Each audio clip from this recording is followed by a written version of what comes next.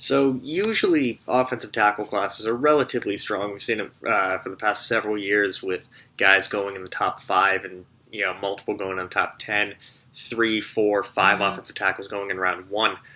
But this year, there's no way that I can see that happening because I only have one offensive tackle rated in the first round. Only center is a position with 0 first-round talent, according to me. Offensive tackle, there's only one. There's only 2 in my top 50.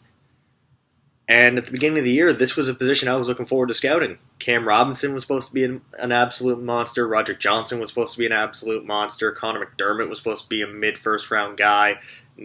Zach Banner was 6'8" and 365 pounds, and you don't see that anymore.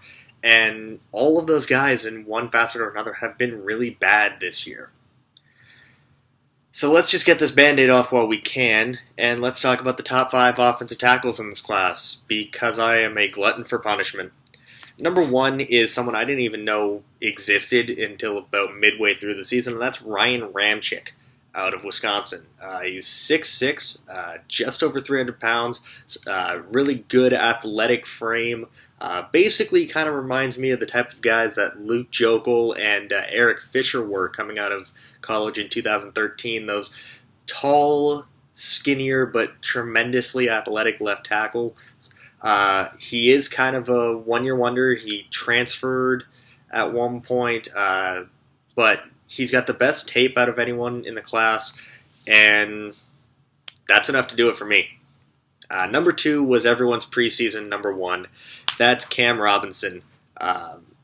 He's got an off-field issue. He did get arrested for a weapons charge. There were no charges laid, but that's definitely going to be something he's going to have to answer in combine interviews. Let's get to his tape. His tape has not been that great. Cam Robinson's big issue is he plays to the level of his competition at times. Against LSU, he flat-out dominated Arden Key, who many think is possibly the best edge rusher for next year's class.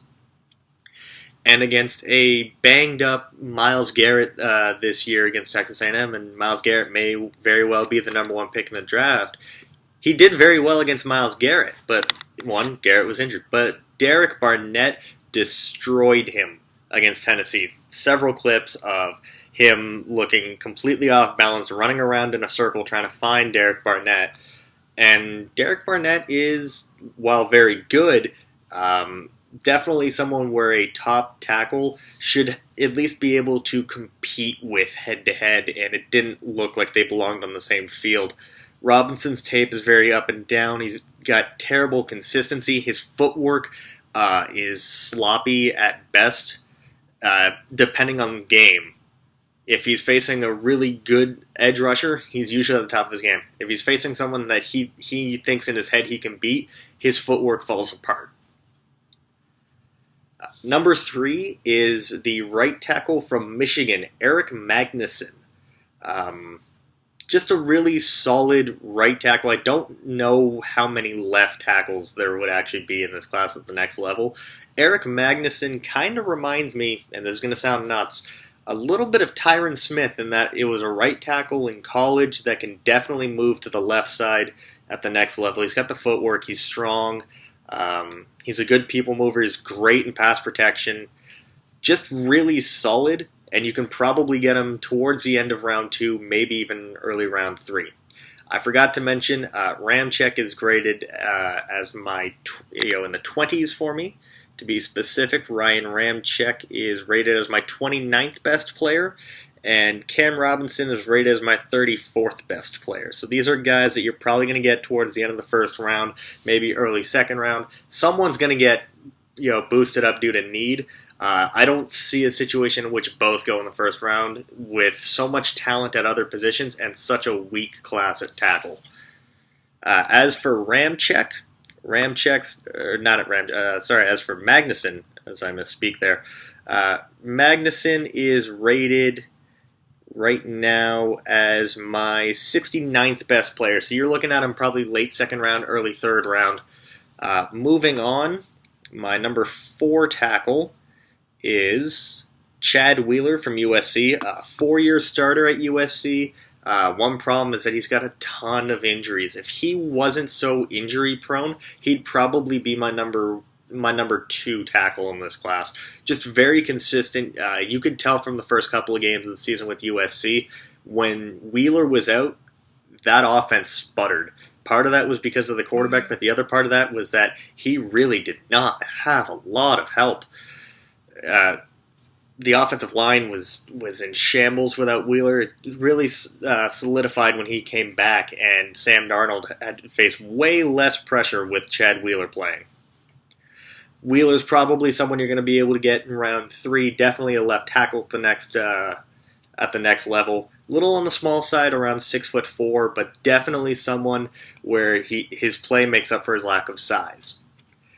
And the last in the top 5 is Dion Dawkins, the tackle out of Temple. Kind of what a lot of people thought last year that Willie Beavers could be. That smaller school, raw, but upside, top the charts. Dion Dawkins, not exactly the most polished tackle. Again, much like Willie Beavers out of Western Michigan last year, very raw, but has tremendous upside, and I think can make an instant, can be a day one starter, whether that's at left or right tackle. I tend to think he's more of a right tackle at the next level, but when put head to head against tackles such as Roderick Johnson and Connor McDermott and others, he to me blows them out of the water. Other tackles that didn't quite make the top 5 for me: Taylor Moton out of Western Michigan, a tremendous talent that you can get in around that round 3 or 4 range.